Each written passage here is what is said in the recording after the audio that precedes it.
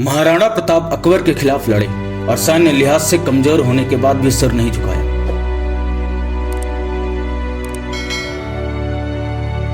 जितने किस्से उनके मशहूर हैं उतने ही उनके घोड़े चेतक के हैं। कई किंवदंतियां भी सुनाई जाती हैं। हमारे एक मास्टर साहब तो राणा प्रताप को पढ़ाते हुए भावुक हो जाते थे। बताते थे कि राणा दोनों हाथों में भाले लेकर विपक्षी सैनिकों पर टूट पड़ते थे।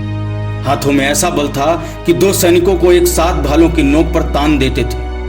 यह भी कहा जाता है कि मेवाड़ में लोग सुबह उठकर देवी देवता को नहीं, राणा को याद करते हैं। महाराणा प्रताप के विषय में जो है तो कहने के लिए इतिहास में भगवान राम ने जिस तरह रावण वध के लिए वानर भालू रीछ इकट्ठा करके रावण जैसे कालजयी व्यक्ति का जो है तो नाश किया, अधर्म और अन्याय पर विजय पाई, उसी ढंग से महाराणा प्रताप ने अपनी स्वतंत्रता की रक्षा के लिए जब लगभग अकबर के अधीन पूरा उत्तर भारत हो गया था, पूरे राजपूतों ने हथियार डाल दिए थे, तब महाराणा प्रताप ने जंगल के भील, आदिवासी आदि लोगों को इकट्ठा करके अकबर जैसे सम्राट के साथ 26 साल युद्ध किया। राणा प्रताप के जीवन की ये बहुत बड़ी उपलब्धि थी। अगर राणा प्रताप जैसे योद्धा भारतवर्ष में न हुए होते तो शायद आज पूरा हिंदू समाज अस्तित्व में ही न रहता। आइए सुनते हैं कुछ किस्से महाराणा प्रताप के। 1576 में महाराणा प्रताप और अकबर की सेना के बीच यह युद्ध हुआ। अकबर की सेना को मान सिंह लीड कर रहे थे। बताते हैं कि मान सिंह के साथ 10,000 घुड़सवार और हजारों पैदल सैनिक थे, लेकिन महाराणा प्रताप 3,000 घुड़सवारों और मुट्ठी भर पैदल सैनिकों के साथ लड़ रहे थे। इस दौरान मान सिंह की सेना की तरफ से महाराणा पर वार किया, जिसे महाराणा के वफादार हकीम खान सूर ने अपने ऊपर ले लिया और उनकी जान बचा ली। उनके कई बहादुर साथी जैसे भामाशाह और झालामान भी इसी युद्ध में महाराणा के प्राण बचाते हुए शहीद हुए थे। कहा जाता है चेतक महाराणा का सबसे प्रिय घोड़ा था। हल्दी घाटी में महाराणा बहुत घायल हो गए थे। उनके पास कोई सहायक नहीं था। ऐसे में महाराणा ने चेतक की लगाम थामी और निकल गए। उनके पीछे 2 मुगल सैनिक लगे हुए थे, पर चेतक की रफ्तार के सामने दोनों ढीले पड़ गए।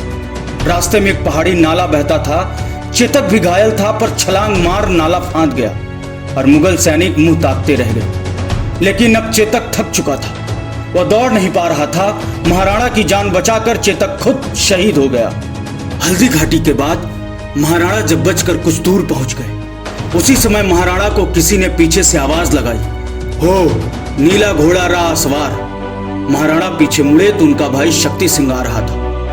महाराणा के साथ शक्ति की बनती नहीं थी, तो उसने बदला लेने को अकबर की सेना ज्वाइन कर ली थी और जंग के मैदान में वह मुगल पक्ष की तरफ से लड़ रहा था। युद्ध के दौरान शक्ति सिंह ने देखा कि महाराणा का पीछा 2 मुगल घुड़सवार कर रहे हैं, तो शक्ति का पुराना भाई प्रेम जाग गया और उन्होंने राणा का पीछा कर रहे दोनों मुगलों को मारकर ऊपर पहुंचा दिया।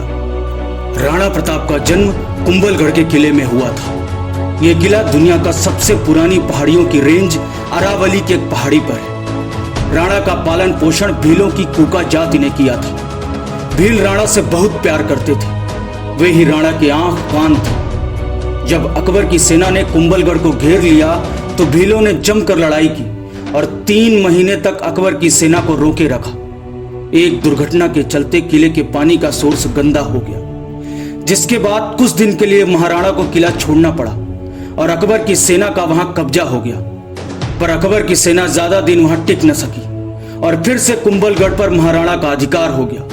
और इस बार तो महाराणा ने पड़ोस के 2 और राज्य अकबर से छीन लिए। जब महाराणा प्रताप अकबर से हारकर जंगल जंगल भटक रहे थे, तो एक दिन में 5 बार भोजन पकाया गया और हर बार भोजन को छोड़कर भागना पड़ा। एक बार प्रताप की पत्नी और उनकी पुत्रवधू ने घास के बीजों को पीसकर कुछ रोटियां बनाई। उनमें से आधी रोटियां बच्चों को दे दी और बची हुई आधी रोटियां दूसरे दिन के लिए रख दी गईं। इसी समय प्रताप को अपनी लड़की की चीख सुनाई दी। एक जंगली बिल्ली लड़की के हाथ से उसकी रोटियां छीनकर भाग गई और भूख से व्याकुल लड़की कि आंसू टपक आए।